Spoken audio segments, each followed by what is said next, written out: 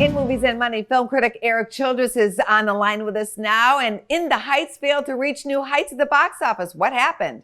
Yes, and this has caused all sorts of discussions and debates over why In the Heights underperformed at the box office last weekend, finishing second to a movie entering its third weekend.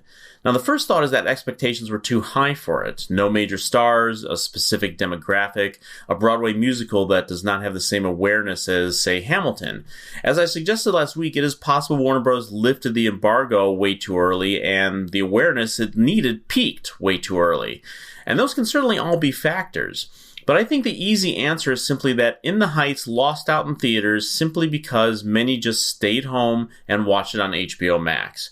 Even though theatrical business has started to show signs of life, lest we not forget, we are still in the late stages of a 15-month pandemic, and I'm certain the choice between going out or seeing the exact same movie at home is not that big of a choice. So when I look at Warner's schedule for the rest of the year, I am sure the choice for a theatrical experience will shift in the other direction when it comes to films like The Suicide Squad, Dune, and The Matrix 4, films with built-in awareness. But guess what?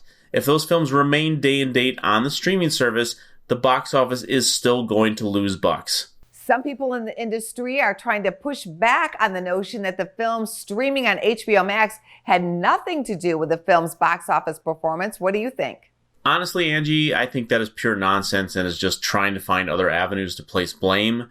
Plus, there are many other factors to consider. If In the Heights was such an unknown property and was not pre-hyped as a potential event film, we would be talking about how the $11 million it made nearly beat a major horror sequel. Even if the finger is pointed at analysts for believing a number north of 20 million was very possible, those pointing that finger miss a greater point. Go back a few years ago when The Greatest Showman with Hugh Jackman opened to only $8.8 million over Christmas weekend in 2017. That film went on to gross over $174 million. Now, even if such a number is beyond the greatest expectations for In the Heights, the point is that it will not even have a chance to be a word-of-mouth success as it translates to box office dollars. Sure, word will indeed spread, and it is great that more people will see the movie, but executives with short memories and heavy on excuses looking at the bottom line may not be quick to greenlight the next film with cultural representation such as In the Heights. What about the weekend ahead? It looks like the choices are venture out to theaters to see another sequel, The Hitman's Wife's Bodyguard. Take a look. For the first time, I'm starting to imagine a life without bodyguarding. This really feels like a new beginning.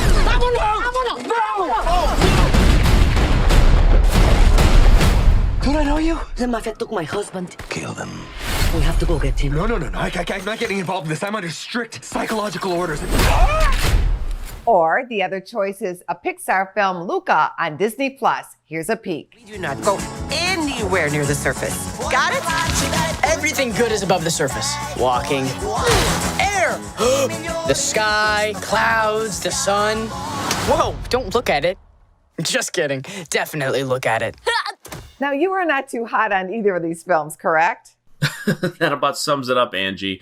Those looking to see something in theaters that isn't A Quiet Place Part 2 can go out to see The Hitman's Wife's Bodyguard, the sequel to the modestly successful The Hitman's Bodyguard with Samuel L. Jackson, Ryan Reynolds, and Salma Hayek.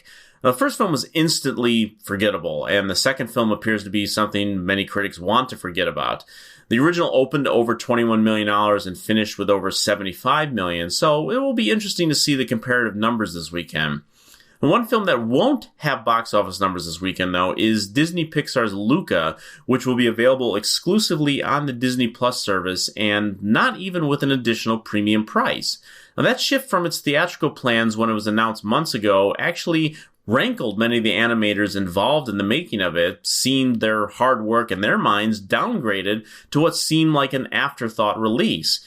Now, certainly it was great to have the option to see their last film, Soul, available on the service for Christmas after months of delays, but this is a debate that is going to continue until studios can find the right balance between theatrical and streaming. Well, thank you so much, Eric. For more Business First AM, check us out on social media. We're on Facebook, YouTube, and Twitter. And go to businessfirstam.com for where to see our show on TV.